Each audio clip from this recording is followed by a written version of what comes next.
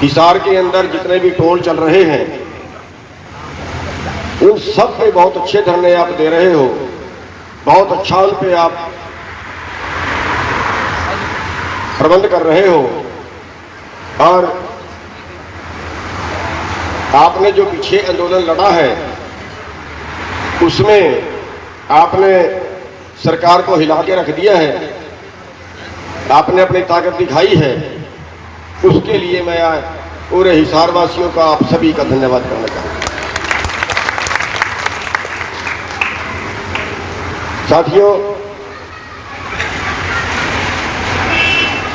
आंदोलन जितना लंबा सरकार कर रही है, शायद ये सोच के कर रही है आंदोलन टूट जाएगा, उग जाएंगे, उठ जाएंगे, शायद ये सोच के कर रही है।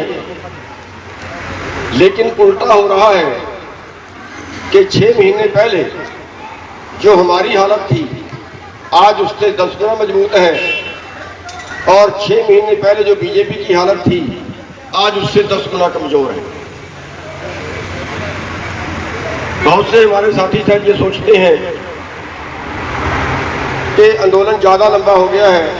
मैं भी इसी विचारधारा का हूँ वैसे तो, कि हमें बहुत पहले कुछ न कुछ बड़ा एक्शन ले लेना चाहिए था।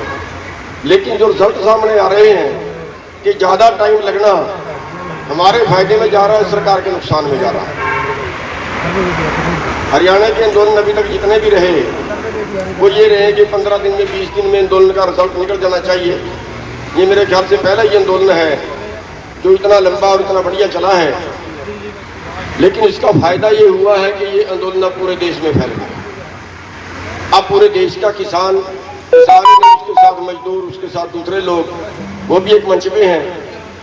और इस आंदोलन में जो हमारा भाईचारा टूट गया था, जाट नॉन जाट का हो गया था, हरियाणा पंजाब का हो गया था, हिंदू सिख का हो गया था, आज वो हमारा भाईचारा बढ़ गया।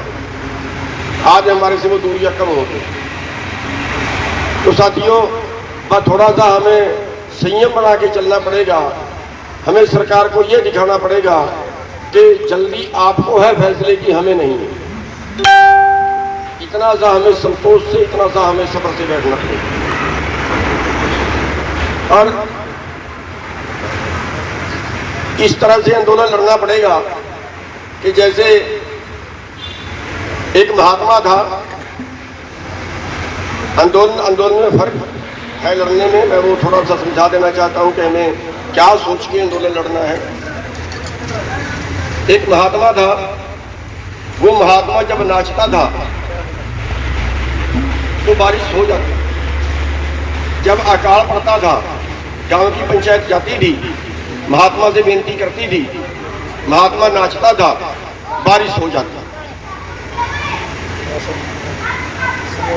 अब दिल्ली से 4 लड़के पढ़ के आए, उन्होंने कहा नहीं नहीं, ऐसे बारिश नहीं होती, ये सफेद झूठ है। अगर महात्मा के नाचने से बारिश होगी तो हमारे नाचने से भी होगी।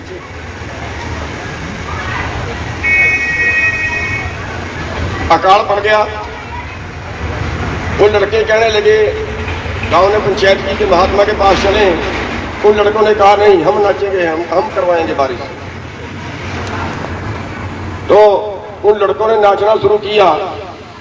कोई 2 घंटे नाचा, कोई 3 घंटे नाचा, कोई 4 घंटे नाचा, थक गए, बैठ गए, बारिश नहीं। फिर महात्मा को कहा, बेनती की, महात्मा ने नाचना शुरू किया। रात के 9 बज गए, 10 बज गए, देर रात हो गई। आखिरकार बहुत देर रह गई, बादल उठा, बारिश पड़ी, बहुत अच्छी बारिश पड़ी। उन लड़कों ने सवाल किया कि हमारे नाचने से बारिश क्यों नहीं पड़ी और तुम्हारे नाचने से बारिश क्यों पड़ी। उस महात्मा ने सवाल दिया कि जवाब दिया कि मैं 2 तरह से सोचता हूं। एक, मैं ये सोचता हूं कि जब मैं नाचूंगा तो बारिश जरूर पड़ेगी, वो मालिक बख्शिश जरूर करेगा।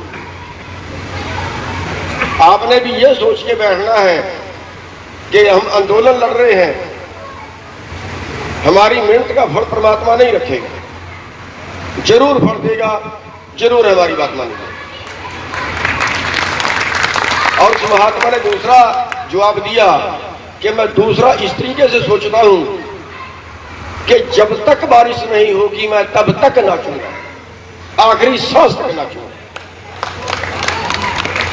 और जब कोई आखिरी सांस तक नाचने का प्रण कर लेता है ना, तो ऊपर वाला हिल जाता है। बस हमने तब तक नाचना है, हमने तब तक आंदोलन करना है जब तक हमारी बात नहीं मानी जाती। टाइम का कोई सवाल नहीं। तो साथियों, बहुत लंबा तो नहीं बोलूंगा, आपके दर्शन करने के लिए आ गया था। मेरे ख्याल से आप किसी संत महात्मा से कम नहीं हो, जो काम छोड़ के 45 डिग्री टेम्परेचर पर बैठे हुए हो। अभी तक 450-500 कुर्बानियां हमारे किसानों की हो चुकी हैं, जो धरनों पे बैठे शहीद हो गए हैं, रैली में जाते एक्सीडेंट हो गया है, कई सुसाइड कर गए हैं, कुर्बानियां दे गए हैं। ये कुर्बानियों को व्यर्थ मत जाने दें। इनके लिए हमें कुछ भी करना पड़े, इनके लिए हमें कभी तक बैठना पड़े, उन किसान जो शहीद हुए हैं उनका सपना हमने जरूर पूरा करना है। इसलिए हो सकता है आगे और मुसीबतें आए, हो सकता है और मुसीबतों का सामना करना पड़े। हमारे हजारों किसान हैं, हमारी सैकड़ों बहनें हैं जिनके सिर फूटे हैं, हमारे हजारों किसान हैं जिनके ऊपर मुकदमे लग चुके हैं। सबकी अपनी अपनी कुर्बानी है। हम धन्यवादी हैं सभी के, आभारी हैं सभी के, जो इस आंदोलन में इतना बढ़ चढ़ कर सहयोग दे रहे हैं। और परमात्मा की कृपा भी है, ये भी साथ में ही है। इस आंदोलन में बहुत से लोग करोड़ों करोड़ों की सेवा कर चुके हैं। कहना आसान होता है,